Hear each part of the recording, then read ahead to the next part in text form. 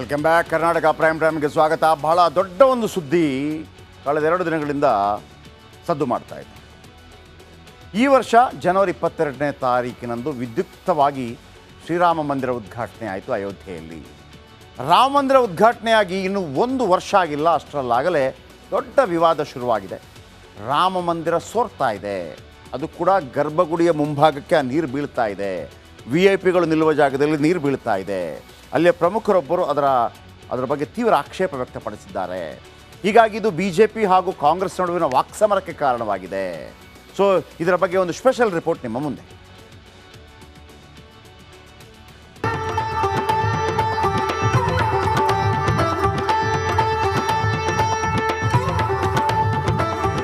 ಅಯೋಧ್ಯೆಯಲ್ಲಿ ಭವ್ಯ ರಾಮ ಮಂದಿರ ಉದ್ಘಾಟನೆಯಾಗಿ 6 ತಿಂಗಳಾಗಿದೆ. ಇದೇ ವರ್ಷದ ಜನವರಿ 22ರಂದು ಪ್ರಧಾನಿ ಮೋದಿ ರಾಮ ಮಂದಿರ ಲೋಕಾರ್ಪಣೆ ಮಾಡಿದ್ರು.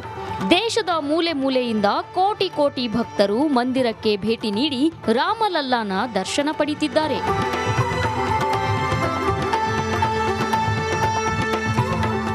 ಎಲ್ಲ ಸರಿಯಾಗಿದೆ ಅನ್ನೋವಾಗ್ಲೇ ಅಯೋಧ್ಯೆಯಲ್ಲಿ ಭಾರೀ ಮಳೆಯಾಗ್ತಿದ್ದು ರಾಮ ಮಂದಿರದ ಛಾವಣಿ ಸೋರ್ತಿದೆ ಅಂತ ದೇವಾಲಯದ ಮುಖ್ಯ ಅರ್ಚಕ ಸತ್ಯೇಂದ್ರ ದಾಸ್ ಮಾಹಿತಿ ನೀಡಿದ್ದಾರೆ. बहुत आश्चर्य की बात है कि ऐसे इंजीनियर हमारे देश, पूरे देश के आकर के यहाँ बैठे हैं, राम मंदिर बना रहे हैं और 22 जनवरी को प्राण प्रतिष्ठा हो गई, लेकिन ये किसी को ज्ञान नहीं रहा कि पानी बरसेगा तो वह छत जो है वो छूएगा, ऐसा किसी को ज्ञान नहीं है. पहले भी बरसत रहा, थोड़ा बहुत बरसा तो थोड़े बहुत इतना नहीं हुआ. जब अब की वर्षा हुई, जितना पानी गिरा अंदर में, वो बहुत ही ಆಶ್ಚರ್ಯಜನಕ रहा. ಅಯೋಧ್ಯೆ ರಾಮ ಮಂದಿರದ ಕಾಮಗಾರಿ ನಡೀತಿರೋದ್ರಿಂದ ನೀರು ಸೋರಿಕೆ ಸಹಜ ಅಂತ ದೇಗುಲ ನಿರ್ಮಾಣ ಸಮಿತಿ ಮುಖ್ಯಸ್ಥ ನೃಪೇಂದ್ರ ಮಿಶ್ರಾ ಸ್ಪಷ್ಟನೆ ಕೊಟ್ಟಿದ್ದಾರೆ. कुछ भी नहीं था, मैंने स्वयं निरीक्षण किया और निरीक्षण के बाद ये स्पष्ट था कि गर्भगृह में कोई पानी नहीं था. अभी गुरुमंडप जो है वो आप सभी जानते हैं कि वो अभी गुरुमंडप की जो छत है, गुंबज है, वो तो अभी पूर्ण हुई नहीं है, क्योंकि वह तो द्वितीय तल पे जा कर के पूर्ण होगी. तो जो द्वितीय तल पे पूर्ण होगी उसके बाद ही वहाँ का पानी जो है.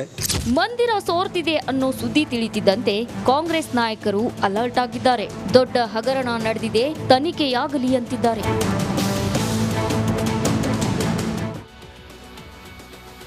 ಹಾಗಿದ್ರೆ ನಿಜವಾಗ್ಲೂ ರಾಮ ಮಂದಿರ ಸೋರ್ತಾ ಇದೆಯಾ? ಸೋರುತ್ತಿಹುದು ಮನೆಯ ಮಾಳಿಗೆ ಅಂಥೇಳಿ ನಾವು ಕೇಳಿದ್ವಿ. ಹಾಗೆಯೇ ರಾಮ ಮಂದಿರ ಸೋರ್ತಾ ಇದೆಯಾ? ಈಗ ಹೇಳ್ತಿರುವಂಥದ್ದು ಮಂದಿರ ನಿರ್ಮಾಣ ಸಂದರ್ಭದಲ್ಲಿ ನಿರ್ಲಕ್ಷ್ಯ ವಹಿಸಲಾಗಿದೆ, ಹಾಗಾಗಿ ಸೋರ್ತಾ ಇದೆ. ಇದನ್ನು ಯಾರು ಹೇಳಿದ್ದು? ಪ್ರಧಾನ ಅರ್ಚಕರಾಗಿರುವಂಥ ಆಚಾರ್ಯ ಸತ್ಯೇಂದ್ರ ದಾಸ್ ಆರೋಪವನ್ನು ಮಾಡ್ತಾರೆ. ಆಮೇಲೆ ಮಳೆ ನೀರು ಹರಿದು ಹೋಗಲು ಯಾವುದೇ ವ್ಯವಸ್ಥೆ ಮಾಡಿಲ್ಲ, ಅಲ್ಲಿ ಹೊಸ ರೋಡ್ಗಳಾಗಿದೆ, ಅದರ ವ್ಯವಸ್ಥೆ ಇಲ್ಲ. ಮಂದಿರದ ಆವರಣದಲ್ಲಿ ಕೂಡ ಚರಂಡಿ ವ್ಯವಸ್ಥೆ ಇಲ್ಲ ಹೇಳಿ ಒನ್ಸ್ ಅಗೇನ್ ಸತ್ಯೇಂದ್ರ ದಾಸ್ ಆರೋಪ ಮಾಡ್ತಾರೆ. ಮೊನ್ನೆ ಶನಿವಾರ ಮಧ್ಯರಾತ್ರಿ ಅಯೋಧ್ಯೆಯಲ್ಲಿ ಧಾರಾಕಾರ ಮಳೆ ಬರುತ್ತೆ. ಹಾಗಾಗಿ ಪವಿತ್ರ ಗರ್ಭಗುಡಿ ಅಂತಂದರೆ ರಾಮನ ವಿಗ್ರಹವಿರುವಂಥ ಗರ್ಭಗುಡಿ ಛಾವಣಿಯಲ್ಲಿ ತೀವ್ರ ಸೋರಿಕೆ, ಛಾವಣಿ ಮೇಲ್ಭಾಗದ ಸೋರಿಕೆಯಾಗಿದೆ.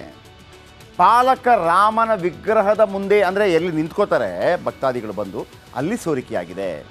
ಅರ್ಚಕರು ಕೂರುವ ಸ್ಥಳದ ಮೇಲೆ ನೀರು ಬಿದ್ದಿದೆ ಅಂಥೇಳಿ ಯಾರು ಸತ್ಯೇಂದ್ರ ದಾಸ್ ಹೇಳ್ತಾರೆ. ಆಮೇಲೆ VIP ದರ್ಶನಕ್ಕೆ ಭಕ್ತರು ಬರುವಲ್ಲಿ ಕೂಡ ನೀರು ಬೀಳ್ತಾ ಇದೆ, ಛಾವಣಿಯಿಂದ ನೀರು ಬೀಳ್ತಾ ಇದೆ. ಆಮೇಲೆ ಅಲ್ಲಿ ಕೆಲವು ರಸ್ತೆಗಳಿದೆ, ರಾಮಪಥ ರಸ್ತೆ, ಸುತ್ತಮುತ್ತಲಿನ ಜಾಗಗಳು ಕೂಡ ಜಲಾವೃತಗೊಂಡಿದೆ. ಅಲ್ಲಿ ನೀರು ಹೋಗೋದಕ್ಕೆ ವ್ಯವಸ್ಥೆ ಇಲ್ಲ. ಚರಂಡಿ ನೀರು ಈ ಪ್ರದೇಶದ ಮನೆಗಳಿಗೂ ನುಗ್ಗಿದೆಯಂತೆ. ಹಾಗಿದ್ರೆ ಇದು ನೀರಂತೂ ಸೋರ್ತಾ ಇರೋದು ನಿಜ, ಆದರೆ ಕಾರಣ ಏನು ಅನ್ನೋದು ಕೂಡ ಹೇಳ್ತಾ ಇದ್ದಾರೆ. ಛಾವಣಿ ಇಲ್ಲದ ಮಂದಿರ, ಆರಂಭದಲ್ಲೇ ಹೇಳಿದರು ಇದು ಕಂಪ್ಲೀಟ್ ಅಲ್ಲ, ಎಲ್ಲಿ ಗರ್ಭಗುಡಿ ಇದೆ ಅದನ್ನು ಮಾತ್ರ ಮಾಡಿದ್ದಾರೆ, ನಂತರ ಮುಂದಿನ ದಿನಮಾನಗಳಲ್ಲಿ ಮಾಡ್ತಾರೆ. ಇದರ ಬಗ್ಗೆ ಕೂಡ ಸಾಕಷ್ಟು ಚರ್ಚೆ ಆಯಿತು. ಹೌದಾ ಅಲ್ವಾ, ಅಲ್ಲಿ ಪ್ರತಿಷ್ಠಾಪನೆ ಮಾಡ್ಬೋದಾ ಮಾಡಬಾರ್ದಾ? ಅಷ್ಟಾಗುವಾಗ ಸೌರಾಷ್ಟ್ರ ಸೋಮನಾಥೇಶ್ವರ ಮಂದಿರ ಏನಿದೆ ಅದು ಕೂಡ ಇದೇ ರೀತಿ ಆಗಿದ್ದು, ಆರಂಭದಲ್ಲಿ ಉದ್ಘಾಟನೆ ಮಾಡಿದರು, ಆನಂತರ ಅದನ್ನು ಕಂಪ್ಲೀಟ್ ಮಾಡಲಾಯಿತು ಅಂತೇಳಿ. ಎಸ್, ರಾಮ ಮಂದಿರ ಗರ್ಭಗೃಹ ಸೋರ್ತಾ ಇದೆಯಂತೆ. ಅಂದರೆ ಸೋರ್ತಾ ಇದೆಯಾ ಅಂತ ಪ್ರಶ್ನೆ ಕೇಳಿದಾಗ ಉತ್ತರ ಕೊಟ್ಟವರು ಈ ರೀತಿ ಹೇಳ್ತಾರೆ. ಆದರೆ ಗರ್ಭಗೃಹದಲ್ಲಿ ನೀರು ನಿಲ್ಲುವಷ್ಟು ಸೋರ್ತಾ ಇಲ್ಲ, ನೀರು ನಿಲ್ತಾ ಇಲ್ಲ, ಸೋರ್ತಾ ಇದೆ ನಿಜ, ಅಲ್ಲೇ ನಿಲ್ತಾ ಇಲ್ಲ. ಶ್ರೀರಾಮನ ಮಂದಿರ ಸೋರಲು ಹಲವು ಕಾರಣಗಳಿವೆ ಅಂತ ಹೇಳ್ತಾ ಇದ್ದಾರೆ.